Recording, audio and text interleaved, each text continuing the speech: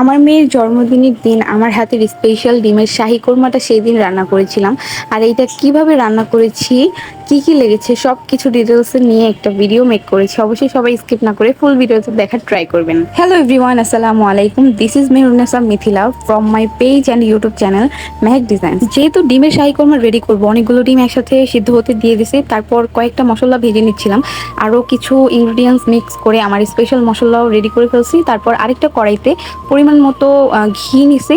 দেন হচ্ছে ডিমগুলোকে ছিলে ভালো মতো এখানে আমি একটা একটা করে ভাজতে দিয়ে দিছি। আরেকটা কথা, এখানে কিন্তু আমি ডিমগুলোকে নর্মালি ভেজে নিছি হালকা করে, জাস্ট 1 মিনিট করে ভেজে নিলে হয়ে যাবে। কোনো প্রকারের লবণ বা মশলা অ্যাড করার কোনো প্রয়োজন নাই। আপনারা চাইলে এখানে বাটার দিয়েও ডিমগুলোকে ভাজতে পারেন, তাহলে স্মেলটা আরও বেশি সুন্দর আসবে। আমার কাছে বাটার ছিল না, দ্যাটস ওয়াই আমি শুধু ঘি দিয়েই ভেজে নিছি। তারপর একটা বোলের মধ্যে উঠায় নিছি সবগুলো ডিম। আমি যেই কড়াইতে ডিমগুলো ভেজে নিছি সেই সেম কড়াইতে আরেকটু পরিমাণ ঘি দিয়ে পরিমাণ মতো পেঁয়াজ দিয়ে, তেজপাতা, দারচিনি, এলাচ দিয়ে পেঁয়াজটা একটু ব্রাউন কালার করে নিব। দেন হচ্ছে পরিমাণ মতো আদা রসুন বাটা অ্যাড করে দিব। আপনারা আপনাদের পরিমাণ অনুযায়ী আর কি অ্যাড করবেন। তারপর আমি এখানে সামান্য পরিমাণ পানি অ্যাড করে দিয়েছি, যাতে পেঁয়াজগুলো সুন্দর মতো আরেকটু গলে যায়। আদা রসুন দিয়ে পেঁয়াজগুলো ভালো মতো কষানো হয়ে গেলে পানিটাও শুকিয়ে আসবে, তখন আমি এখানে 1/3 কাপ টক দই অ্যাড করে দিব। আপনারা হচ্ছে এখানে চাইলে যে কোনো ব্র্যান্ডের টক দইটা অ্যাড করতে পারেন। তারপর আমি এখানে টক দইগুলোকে ভালো মতো মিক্স করে নিচ্ছিলাম, সাথে কিন্তু আমি পানিও দিছি, সেটার ক্লিপস নিতে আমি ভুলে গেছি।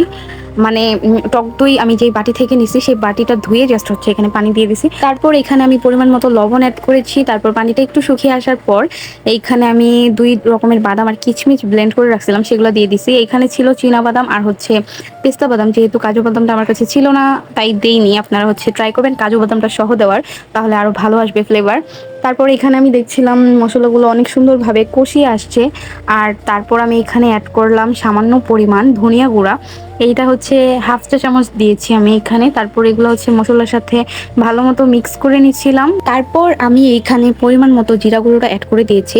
আর এখানে কিন্তু আমি 1/2 চামচের থেকে একটু বেশি নিয়েছিলাম জিরা গুঁড়োটা। তারপর একসাথে ভালো মতো কষিয়ে নিলাম। আর এই রেসিপিটার মূল কাজ হচ্ছে ধাপে ধাপে সবকিছু অ্যাপ্লাই করা আর কষিয়ে নেওয়া। এইখানে মশলাগুলোকে ভালো মতো কষানো হয়ে গেলে আমি একটা কাপের মধ্যে 4 চামচ গুঁড়ো দুধ নিয়ে নর্মাল পানি দিয়ে লিকুইড করে দেন হচ্ছে মশলার মধ্যে পানির বদলে লিকুইড দুধটা আর কি অ্যাপ্লাই করেছি। আপনারা চাইলে পানিও ইউজ করতে পারেন, কোনো প্রবলেম নাই। আমি যাতে একটা ক্রিমি টেক্সচার আনতে পারি, ক্রিমি থাকে ফ্লেভারটা, দ্যাটস ওয়াই এখানে দুধ ইউজ করেছি। আপনারা যে কোনো ব্র্যান্ডের লিকুইড দুধ এখানে ইউজ করতে পারেন। আমার কাছে ছিল না তাই আমি গুঁড়ো দুধকে লিকুইড করে ব্যবহার করেছি। তারপর সবশেষে আমি এখানে 10-12টা আনাম আস্ত কাঁচামরিচ অ্যাড করেছি। আপনারা চাইলে মাঝখান দিয়ে কেটেও দিতে পারেন যদি অতিরিক্ত ঝাল খান। যেহেতু আমি এই রেসিপিটা ছোটো বড়ো সবার জন্যই রান্না করতেছিলাম, দ্যাটস ওয়াই আমি হচ্ছে এখানে একবারে আস্ত কাঁচামরিচগুলো অ্যাড করে দিয়েছি। তারপর ভালো মতো মিক্স করে নিয়েছি। আর এইদিকে হচ্ছে গ্রেভিটা একবারে ক্রিমি ক্রিমি হয়ে গেছে। তারপর ওই যে স্পেশাল মশলাটা রেডি করে রেখেছিলাম, সেই মশলা অল্প পরিমাণ আমি হচ্ছে 1 চিমটি পরিমাণ বা 2 চিমটি পরিমাণ এইখানে অ্যাড করেছি। অতিরিক্ত অ্যাড করলে আবার কালারটা সুন্দর হবে না, কালারটা একটু ডার্ক হয়ে যাবে, তখন দেখতেও ভালো লাগবে না। আর একটা জিনিস যখন আপনি রান্না করবেন যদি দেখতেই ভালো না হয়, যতই মজা হোক আপনার কিন্তু খেতে মন যাবে না। যাই হোক, আমি এখানে সব কিছু ভালো মতো কষিয়ে নিয়েছিলাম। এখানে আমি অনেক বেশি তেলও ইউজ করিনি, ঘিও ইউজ করিনি বা অনেক কমও ইউজ করিনি, সব কিছুই লিমিটেড ছিল। আপনি আপনার এই শাহী কোরমার রেডি করার সময় যত বেশি আর কি মশলাটাকে কষাবেন তত বেশি আর কি সুন্দর হবে, গ্রেভিটা অনেক বেশি মজা হবে। আর এই তো এদিকে আমার গ্রেভিটা অলমোস্ট রেডি হয়ে গেছে, আর আমি এখানে চেক করে নিচ্ছিলাম। তারপর সেই ভেজে রাখা ডিমগুলো এক এক করে গ্রেভিতে দিয়ে দিচ্ছিলাম, যাতে ডিমগুলো ভেঙে না যায়। অনেক সাবধানতার সাথে আর কি এই কাজটা করতে হয়, যেহেতু ডিমগুলো ভাঙার চান্সেস থাকে। খুরচুম দিয়েও বারবার নাড়াচাড়া করা যায় না, একবারে ডিরেক্ট পাতিলাটা ধরে জাস্ট একটা ঝাঁকি দিলেই হয়ে যায়।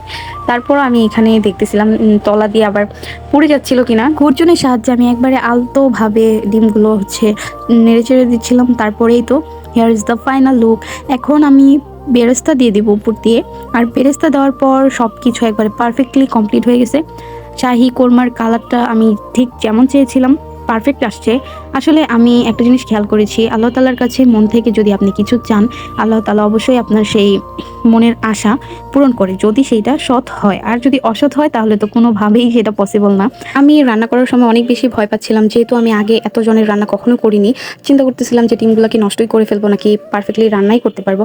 আল্লাহ প্লিজ তুমি আমাকে হেল্প করো। আর ফাইনালি আল্লাহ তাআলা আমার সাথে ছিল, দ্যাটস ওয়াই আমার রান্নাটা অনেক সুন্দরভাবে শেষ করতে পেরেছি আলহামদুলিল্লাহ। আর সবাই খেয়েও অনেক ভালো রিভিউ দিছে আলহামদুলিল্লাহ। আপনারা এই রেসিপিটা বাসায় একবার হলেও ট্রাই করবেন, এত বেশি মজা হয় এই রেসিপিটা।